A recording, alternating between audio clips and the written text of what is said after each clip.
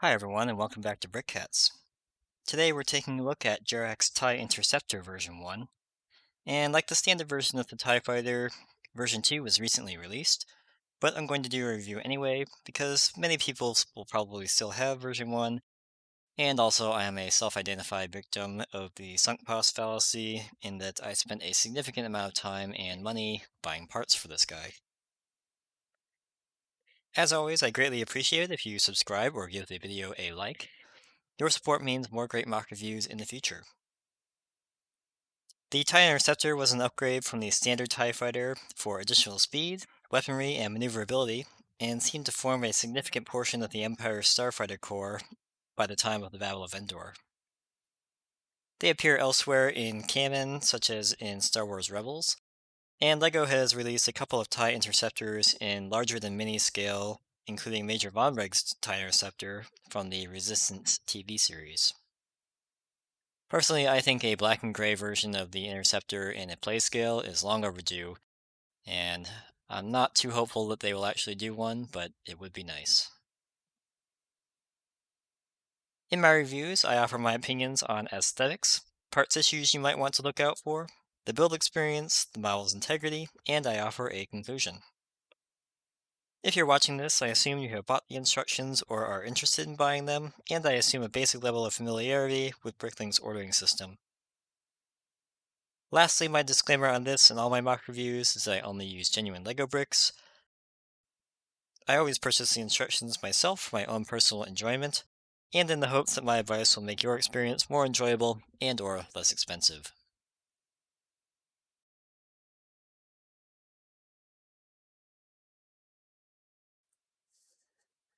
As you might expect, the Interceptor has all the right angles, and Jerac does an amazing job of recreating the classic eyeball with these 3x3x2 round corner bricks. The printed 6x6 dish on the top is still the most accurate and best looking piece for this section of the fighter, and the dagger shape of the wings are just about perfect in terms of scale and shape, tapering down to just about a single brick's height at the end here. The brick-built wings look really good due to their smoothness, and they maintain the single brick thickness throughout. The twin ion engines are represented with these two red modified plate with bar pieces. The cockpit is appropriately crowded, and the two laser cannons right underneath the cockpit are present, as well as the four at the ends of the wingtips. I also really like this little detail here, right where the support strut meets the wing. It's an illegal connection, but it fits perfectly into that small space, and makes the overall transition from the central support to the wing that much smoother. These four fluted bricks on each side, so 8 total. I'm not crazy about them because I think the wings should be a uniform texture, namely smooth. But on the other hand, it does break up the monotony a little bit, and it does keep these sections all in line. If someone can point out or link me to a source where these might have been inspired from, I'll definitely be interested. But I will defer to Jerac's expertise as far as having those in there. On a similar note, I wasn't able to find any reference to these small sections underneath the wings here. They look like they could be antenna of some kind, but there's a functional problem with them as well, which I'll get to later. So I'm definitely curious to see if anyone knows where those come from. And lastly, I added these one by one rounded corner tiles, and Jerac himself reminded me after I posted my TIE Fighter review that this idea came from his Instagram account, of course. So I definitely appreciate that. And I think making these four studs black helps round out the cockpit shape when the canopy is closed.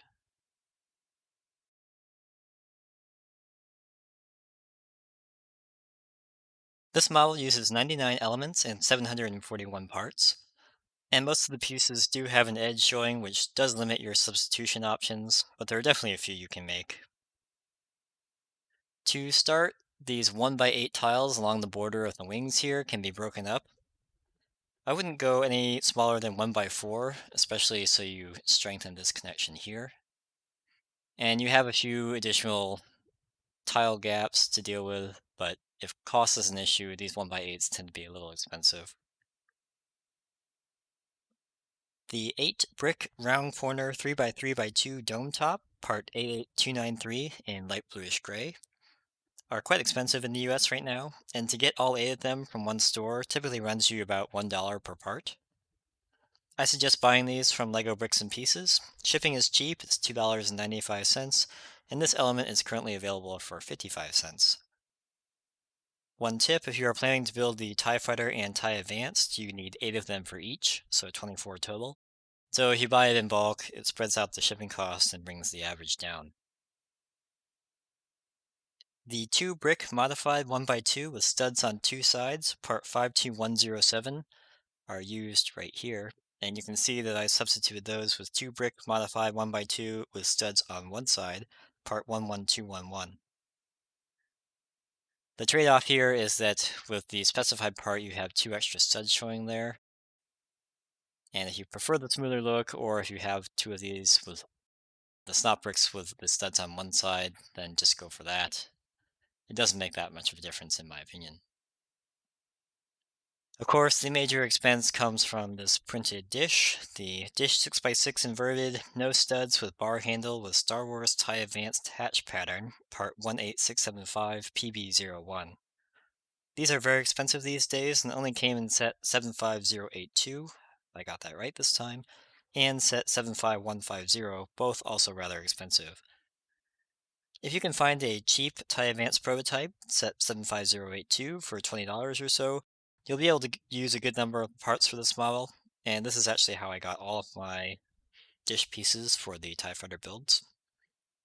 The logical substitute is the unprinted disc in light bluish gray, part 18675.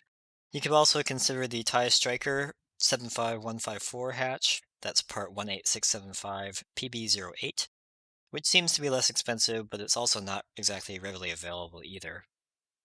And again, after reading some of Jarac's comments on version 2, the increasing rarity of the top dome was a significant factor for redesigning the TIE Fighter and TIE Interceptor, and the new ones use the 4x4 round dish found in the more recent TIE Fighters, part 3960 PB051. I think 4 of the hinge 1 by 2 plates in light bluish gray, part 3938, could be substituted with simple 1 by 2 plates in light bluish gray, part 3023. It's not clear to me that the wing cannon assemblies extend this far back, so admittedly this is personal preference, but if you don't want to buy 4 additional hinge plates, you can just substitute those with 1 by 2 plates. The tile round 2 by 2 with bottom stud holder with black Star Wars TIE Fighter pattern, part 14769 PB025, can also be rather expensive. It's nice to have, but even a solid color 2 by 2 round tile in dark bluish gray or even light bluish gray would look good here to save on cost. There are 20 plate modified 1 by 1 with U-clip thin, part 4085B specified, but you really only need 4 of them to be thin clips. And those thin ones go on this really great connection right at the top of the wing here. So you put the clip part in the back of this headlight brick, and then the anti-stud clips onto or connects to the plate right underneath it. The remaining 16 can be substituted with the much more common plate modified 1x1 with open O-clip thick, part 4085D in light bluish gray. So you can see the other ones aren't structural by any means, and they're just used to clip parts on.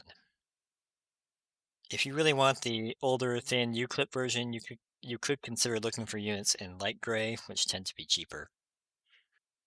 For those of you looking for some additional modifications to improve the overall appearance, the obvious one that came to mind when I was building this was to put a series of 1x3 inverted tiles, part 35459 in light bluish gray, to smooth out this edge.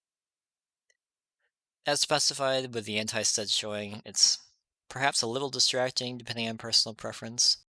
And admittedly, this change or this modification would add a pretty significant cost because those 1x3 tiles aren't cheap. And lastly, I'll cover this in more detail, but I think you can eliminate 2 of the dark bluish gray bar with claw, part 48729B, along with 2 of the plate modified 1x1 with U-clip thin, part 4085B, and add back in 2 additional 1x1 plates in light bluish gray, part 3024, to smooth out these bottom wings.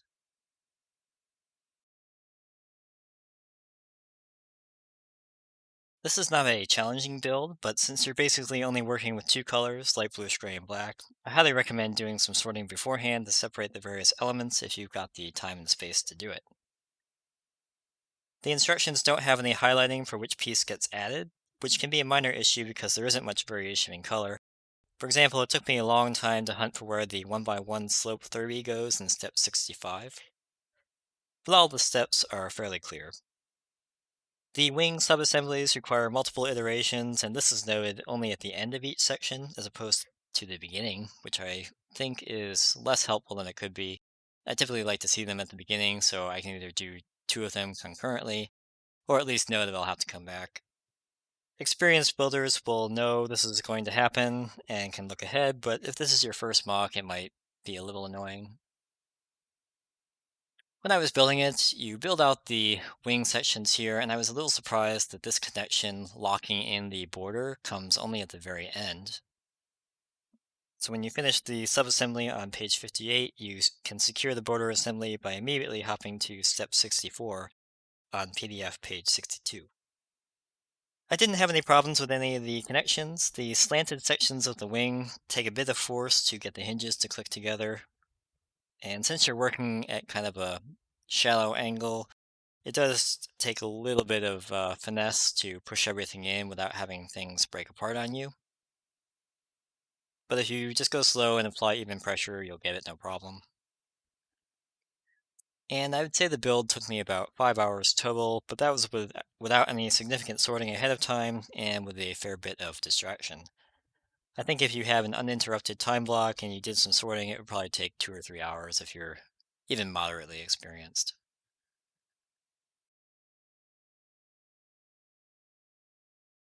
The model is very solid almost everywhere. The wing borders are all secured at both ends, so both the front and up top here. And the wing angles themselves are locked in on both sides with these clip and bar connections.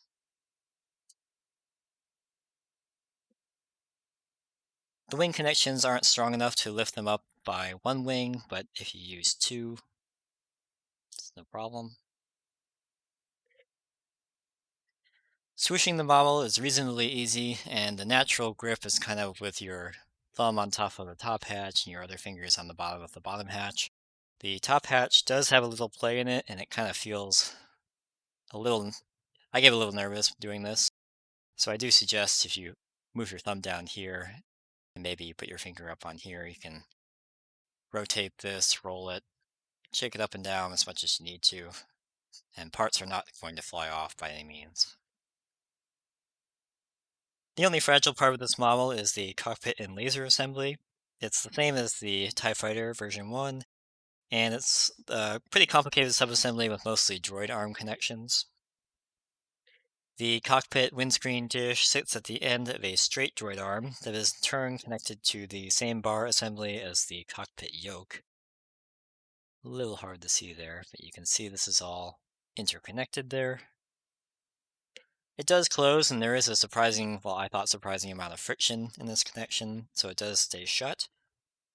But since the pivot point is way in the back there, if it does fall off, it's pretty annoying to get back in, since you have to push the droid arm onto the bar piece all the way inside, and since that bar itself is not locked in, it can be a little frustrating. Another side effect is that these laser cannons occasionally get out of alignment, but of course that's pretty easy to fix. And one other area of fragility is this last slope piece on the wing here. If you happen to bump a finger against it, it's only connected by one hollow stud, so it's a little loose, and that's on all four wings. A stand would have been a welcome addition here because even if you do remove the bar with clip pieces, the fighter tends to, well, it will tilt forward just because of the weight of the wings. So that's a little unfortunate if you're planning to put this on a shelf or something. You either need to prop it up under these wings here, or I guess you could build a stand or prop it up some other way. And the problem with the stand, of course, is that since the connection for this bottom plate, or sorry, bottom dish here is all studs, there's really not a way to insert a Technic axle here or something like that for some additional stability.